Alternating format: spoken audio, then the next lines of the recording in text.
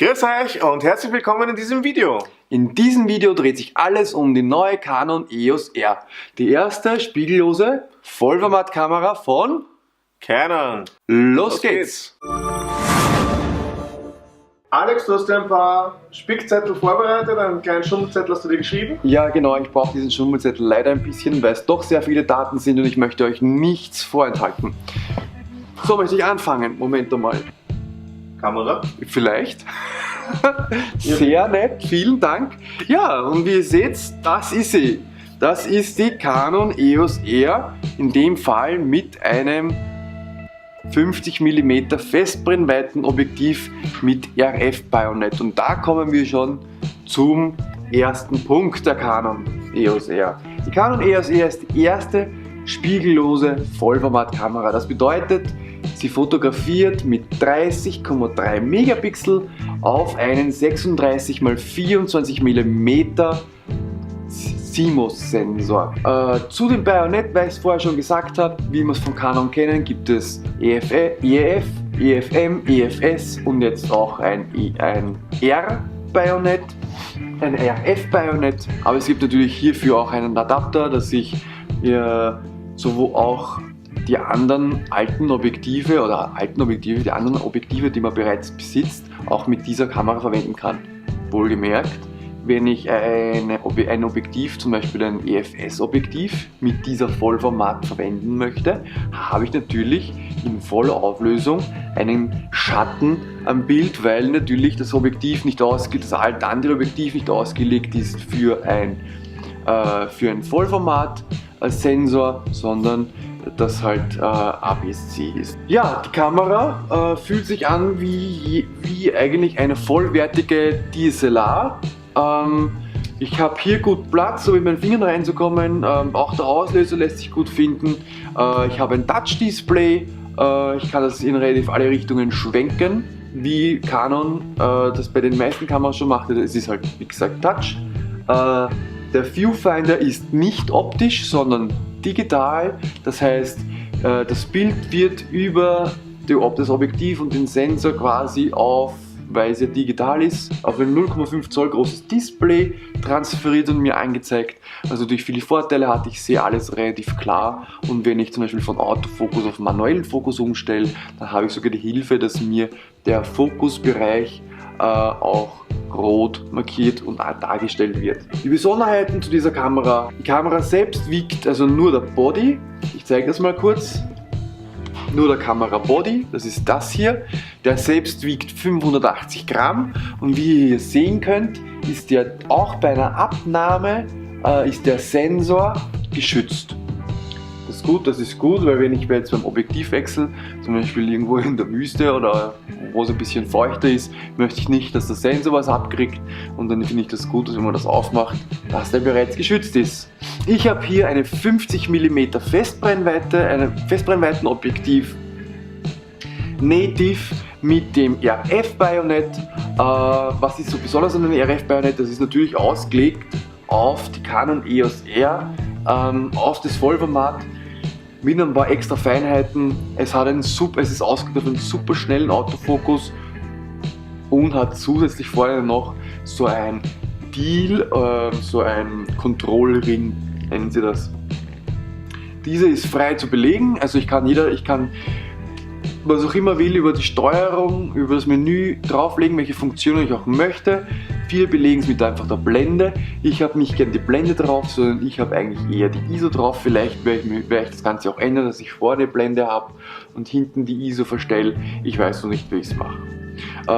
Was neu ist bei der Kamera, wie man hier sieht, ist dieses Panel hier. Es ist ein Touch-Panel, das heißt, man muss ein bisschen aufpassen, wenn man ankommt, und kann man leicht das verstellen. Es gibt aber die Möglichkeit, dieses Touchpanel zu sperren. Da muss man aber 2 Sekunden lang hier drauf drücken und dann kann man es wieder verwenden. Das Problem ist, im echten Einsatz, also ich verwende die Kamera jetzt schon eine Weile, im echten Einsatz ist es so, dass ich ewig brauche, bis das Ding entsperrt ist, und deswegen habe ich habe da normalerweise die ISO drauf liegen, und jetzt habe ich die ISO als Ring, weil ich verstelle ich eigentlich nicht so oft, und ich möchte die auch nicht unabsichtlich verstellen, während ich zum Beispiel Blende und Verschlusszeit relativ häufig ändere. Das ist das 50 mm mit einer Lichtstärke von 1.2, ein sehr lichtstarkes Objektiv, was mich in schon sehr brenzligen, schwierigen nächtlichen Situationen, was mir da sehr geholfen hat. Ich habe nicht immer das ganze Lichtequipment dabei, aber diese Kamera, dieses Objektiv, die checken das. Dann gibt es noch ein 35 mm Festbrennweiten mit 1.8 Blende. Dann gibt es noch ein Zoom-Objektiv, ein 24 bis 105 mit durchgängiger Blende von 4. Das wird wahrscheinlich mein nächstes Objektiv, weil es auch ideal zum Filmen geeignet ist. Es hat einen Bildstabilisator und ist auch ein super leiser Autofokus-Motor drinnen. Dann gibt es auch noch das 28 bis 70 mm Zoom-Objektiv mit einer Lichtstärke von durchgängig 2. Weil ich es vorher schon angesprochen habe, ISO-Regeln ist mir der ganz toll und wichtig. Das ist eine digitale Vollformatkamera, das heißt, man kann hier auch mit höheren ISO-Werten arbeiten. Mit der Canon E80D, mit der ich jetzt gerade filme, arbeite ich im Automatikmodus maximal bis 1600, manchmal auch bis 3200, aber das ist schon das Maximum, dann wird das Bild einfach nicht mehr gut. Vollformat bedeutet größerer Sensor, bedeutet natürlich mehr Licht, mehr Lichtinformationen. Die ISO, die Lichtempfindlichkeit des Sensors, ist automatisch im Automatikmodus von 100 bis 40.000 einstellbar, und wenn ich es im manuellen Modus mache, kann ich auf 50 noch runtergehen oder auf 41.200 bzw. 102.400. Tatsächlich im echten Einsatz war es so, ich habe schon Fotos geschossen mit ISO 20.000 und die haben auch nicht so schlecht ausgeschaut. Waren durchaus zu verwenden, auch für größere Printmedien. Die Kamera schießt 8 Fotos per Sekunde im schnellen Modus hintereinander. Wenn ich jetzt ganz schnell Fotos schießen mag, sie hat einen verdammt schnellen Autofokus, einen Dual-Pixel Autofokus mit 5655 Autofokuspunkten. Zum Vergleich, ich glaube die Canon 80D hat 64, die hat 5655. Ich glaube, das ist mit Abstand eine der Kameras mit den meisten Autofokuspunkten, und nicht nur das, aufgrund der Autofokuspunkte, also ich kann wirklich jeden Bereich des Displays anfokussieren, per Touch und per Drag and Drop, wenn ich möchte. Die Canon 80D zum Beispiel hat nur in der Mitte einen Bereich, wo ich halt herumziehen kann. Und jeder dieser Autofokuspunkte, jeder dieser 5655 Autofokuspunkte ist mit insgesamt 384 Zonen, also eigentlich sind die 384 Zonen mit allen Autofokuspunkten direkt verbunden. Die 384 Zonen sind die Belichtungszonen. Ja, dort wird einfach in den Belichtungszonen quasi die Belichtung gemessen. Das heißt, egal wo ich hinzoome, der kann man sofort sagen, ja okay, passt, ich muss irgendwas automatisch regeln oder nicht, je nachdem, ob ich im manuellen oder in einem Automatikmod bin. Die Kamera kann ganz normal 720p, das ist HD Ready. Full HD kann die Kamera natürlich auch, allerdings nur bis zu 60 Bildern pro Sekunde. Was sie nicht kann, ist, wenn ich ein APS-C-Objektiv drauf habe, also ein EFS-Objektiv, und mit den Adapter drauf habe, dann ist das natürlich kein Vollformat-Objektiv. Dann habe ich natürlich einen Crop drinnen, wenn ich den Rand weg haben will. Ich kann dann auf der Kamera einstellen, okay, mit Crop. Der Crop entspricht hier 1,6. Wenn ich den Crop drin habe, dann ist der Rand weg. Die Kamera kann an und für sich 4K filmen. Der Nachteil an dieser Kamera ist, wenn man im 4K-Modus filmt, dann hat die einen Crop von 1,7 drinnen von Haus aus. Ja, warum, weiß kein Mensch. 4K lässt sich filmen mit bis zu 30 Bildern pro Sekunde. Fotografie geht natürlich ganz normal JPEG. Ich kann natürlich auch in Canon RAW fotografieren. Bei der 80D war es noch so, dass das Format ein CR2 war, das heißt Canon RAW 2. Bei der Canon EOS R ist es ein Canon RAW 3, also CR3. Manche Softwarehersteller, also viele Softwarehersteller, die Kamera ist relativ neu, 2,5–3 Monate, haben noch nicht die entsprechenden Treiber und Software auch nachgeliefert, die dieses RAW-Format unterstützen. Aber es gibt Digital Photo Professional Software von Canon, mit der man diese Fotos direkt von der Kamera aus runter in ein TIFF oder JPEG konvertieren kann.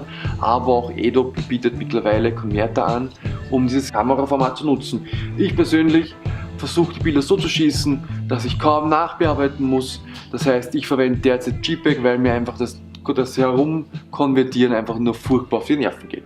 Die Kamera hat einen Kartenslot, wie man es von den Canon gewöhnt ist. Wenn man sich verklickt und unabsichtlich alle Aufnahmen löscht, sind alle Aufnahmen weg. Mit der Kamera kann man ausnahmsweise auch in Log aufnehmen. Das heißt, ich habe für Video ein flaches Farbprofil. Das heißt, es schaut ein bisschen gräulich aus, ein Grauschimmer.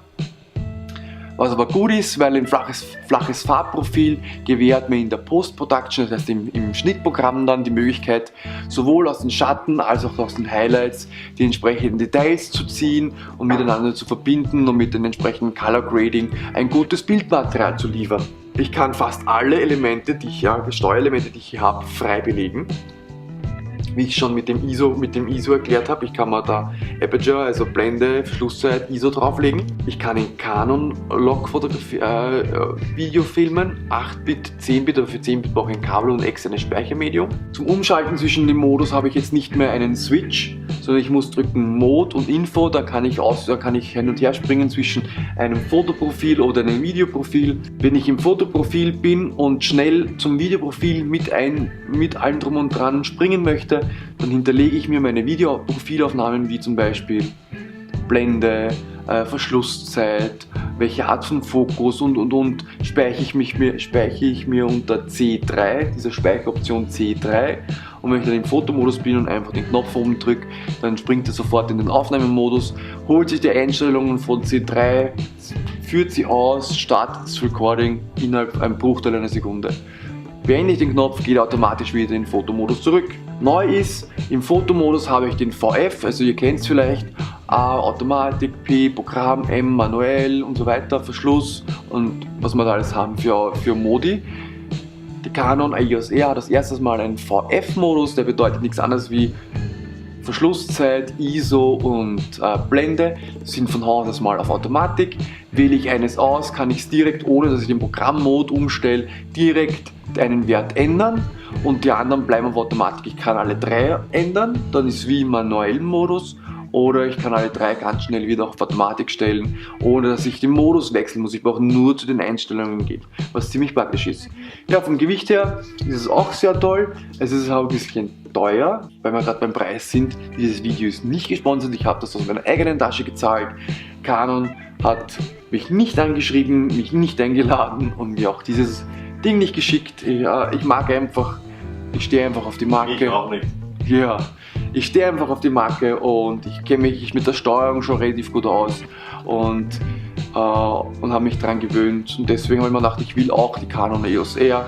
Die Reviews, die ich gelesen habe und gesehen habe, so das Modell, was ich im jeweiligen Kaufhaus ausprobiert habe, hat mir auch sehr gut gefallen und da habe ich gesagt, okay, ich will auch eins 50 mm und das nächste Objektiv wird halt das 24 bis 105 mm Zoom-Objektiv mit 4 Blende. Das war's zum Review von der Canon EOS R, die erste spiegellose Vollformat-Kamera von Canon. Dankeschön, Alex. Wunderbares Review. Für mich ein bisschen zu hoch gestochen, aber für alle, die sich hier mit Kameraequipment auskennen, denen wird das sicher etwas gesagt haben und die können sicher damit etwas anfangen. Gute Kamera. Wenn euch das Video gefallen hat, ihr Fragen zu irgendwelchen Einstellungen habt oder noch ein persönliches Feedback wollt, dann stellt einfach eine entsprechende Frage, lasst uns einen Kommentar und wenn ihr unsere neuen Videos nicht verpassen wollt, dann abonnieren, abonnieren, abonnieren. Danke Alex und bye!